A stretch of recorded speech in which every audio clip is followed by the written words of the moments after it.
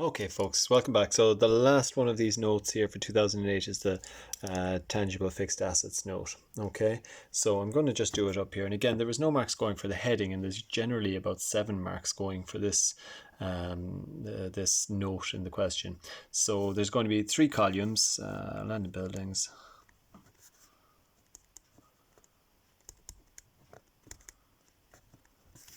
vehicles, total. So you will see in some, I don't know if I've ever seen it in Leaving Cert marking schemes, but some teachers make it into 4 columns. They do 1 column for land, 1 column for buildings, 1 column for vehicles, and then a total. But I prefer to just bundle land and buildings in together, and that's, I suppose, the way a lot of teachers will do it as well. So first thing is, the first few lines are just like the information that you would put into a asset account, like when we were doing revaluation questions, the short question, 60-mark question. The type of information you put into the land and buildings account there is the type of information we have here first of all. So you start with, in one of those accounts, you normally start with the balance brought down, but in here we just say value at 1st of the 1st 07. So it's like the value at the start of the year, whatever your land and buildings value was. Now be careful, because this is probably the trickiest bit, the bit that most people get wrong. It says 650 in here was your buildings at cost, but this was prepared at the end of the year. So 31st of the 12th, 2007. Okay, it was prepared at the end of the year, so this 650 is not the true figure that was there at the for your cost value of buildings at the start of the year, or land and buildings at the start of the year. It does take into account something down here. It says during the year, land adjacent to the company's premises which had cost 90,000 were sold for 160. So it takes that into account. It's already taken that account. That's why that says buildings instead of land and buildings. So at the start of the year, you had buildings for 650, and you also had this land for 90. So at some stage during the year, you sold the land off. So that's why this went down to 650. So your land and buildings at the start of the year must have been 90 plus 650. It must have been 740,000. Okay, and then during the year you sold off the land that was 90 and it went down to 650. Now you might be wondering, why isn't it 800,000? Why isn't the 800,000 up here if this is at the end of the year? But it says at the end of the year the company revalued its buildings. The company wishes to incorporate this value in this year's accounts, which means it hasn't already incorporated it here, and that's why that says 650 instead of 800,000. Okay, so first thing we would do is, this is the value of your land and buildings in the land and buildings account at the start of the year. Okay, then what do we normally have? We usually have either a disposal or a purchase of land and buildings or a revaluation. Those are really the only 3 things we put into land and buildings accounts. In this case, we did have a disposal. We know we sold that land for 90,000, or not for 90,000, but it had cost us 90,000. So we're taking 90,000 worth of land out. So remember, if we remember back, we don't put in the amount we sold it for, or at least we don't remove that from our asset account. We remove whatever it was in our asset account as, and it had been entered as 90,000. So that's how much we're removing. Okay. And then also the other thing we did was we revalued. So revaluation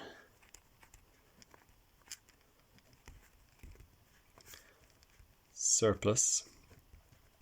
Okay, and so we revalued it at 800,000. So 740 take 90 is 650, and if we wanted to go up to 800,000, then 650 from 800 is 150,000. We have to add on 150,000. So our revaluation surplus, the extra we get, is 150,000 there. Okay. So then at the end of the year, the cost value of our land and buildings, even though it's just buildings now, is 800,000. So these are just the type of entries that will go in a land and buildings account. Okay. The next part then is like the entries that you'd put in a depreciation account. So again, we start at what the depreciation was at the start of the year.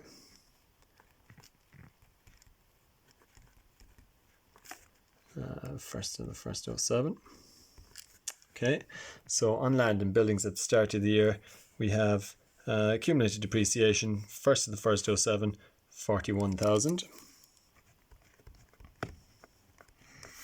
Okay, then we add on any depreciation for the year, and we have to go down here to find out what the depreciation was. You've already worked this out when you were doing the profit and loss account, of course.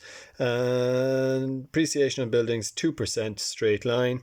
And since our buildings, before we did our revaluation at the very end of the year, all along our buildings were 650. We needn't worry about the time we got rid of the land because we were never going to be depreciating land anyway. So it's going to be 2% of 650, and that works out to be 13,000.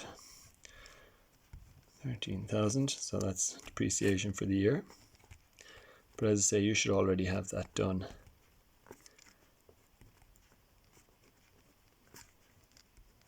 Depreciation for the year, 13,000. Okay, and so adding the two of them together then will give you, what's that, 54,000. Okay, so that would ordinarily be the total or the balance brought down at the end of the year for your depreciation account. However, one other thing happened. The revaluation happened, so that had the effect of reducing or setting our depreciation back to zero, didn't it? So we call this our transfer on revaluation.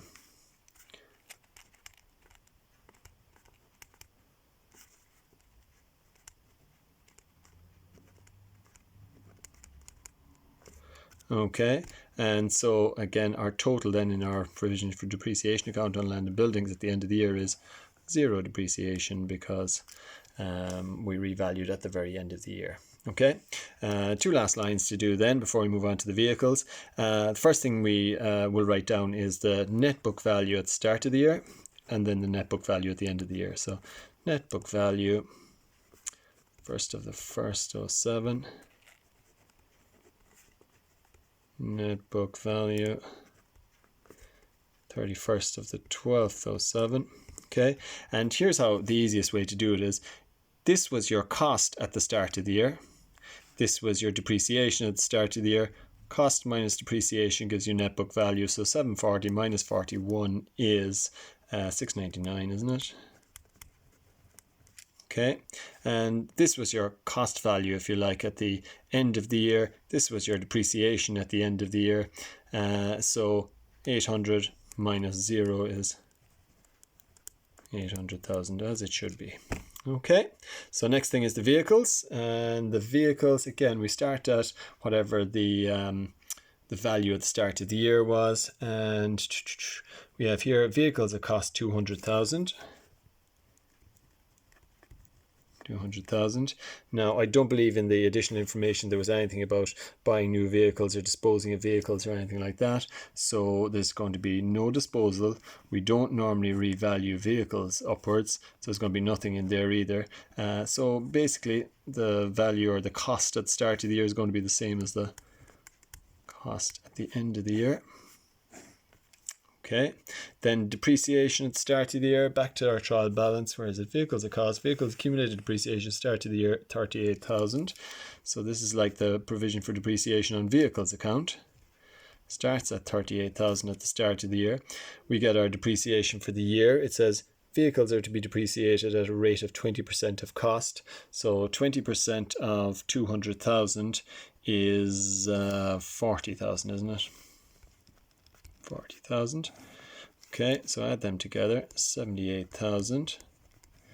And there's not going to be any revaluation, so no transfer and revaluation. So my depreciation at the end of the year is going to be 78,000. So that's my accumulated depreciation over a number of years. And then if I want to figure out, so my net book value at the start of the year was, well, 200 minus 38 is 162. and then at the end of the year, the cost value was 200, and the depreciation in total was 78. So 200 take away the 78 is 122, isn't it? 40,000 less than that one, it should be. Okay, perfect. So nearly there. The last line then, the total column, is just total each of these things across. So 740 200 is 940,000 minus 90. Nothing to add to it. 150. You can do a little double check as you go along here. 800 and 200 is 1 million. So just to make sure you're doing things right, you could also add downwards. 940 minus 90 plus 150 should also give you 1 million, and it does. So 41 and 38, 79,000. 40 and 13 is 53,000. Adding the two of them together gives me 132,000. Okay. Minus 54 and nothing to add to it. Okay, and 0 and 78 is 78. But again, if I wanted to double check, I would just say 132 minus 54, and it gives me 78 also, so we're okay. And again, add the two of these together. It should give me a figure of 861. But it should also be the same. 940 take 79 should give me this. Add the two of these together. That's what, 922,000. But again, if I wanted to double check, I'd take this 1 million minus 78,000 gives me 922,000. Yes, I'm all right there.